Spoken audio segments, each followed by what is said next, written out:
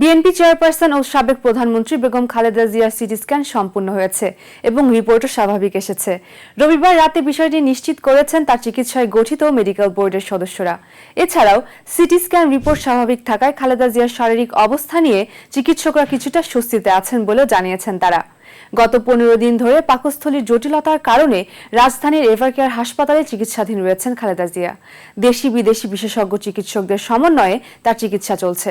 তবে গতকাল তার এন্ডোস্কোপি করা হলে শুরুতে সামান্য রক্তক্ষরণ হয়। একমাত্র স্মার্ট সিটি বসুন্ধরা, আধুনিকতায় এক ধাপ এগিয়ে।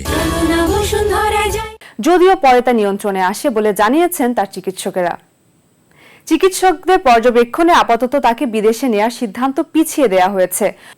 তবে 2 দফায় এই সিদ্ধান্ত স্থগিত করা হলেও পরিস্থিতি পর্যবেক্ষণ করে পরবর্তীতে পুনরায় মূল্যায়ন করা হবে বলে জানানো হয়েছে। বর্তমানে পুরো চিকিৎসা কার্যক্রম তত্ত্বাবধান করছেন দলের ভারপ্রাপ্ত চেয়ারম্যান তারেক রহমানের স্ত্রী ডক্টর জুবাইদা রহমান। খালেদা জিয়ার সার্বিক শারীরিক অবস্থা নিবিড় পর্যবেক্ষণে রাখা হয়েছে বলেও জানিয়েছেন চিকিৎসকরা।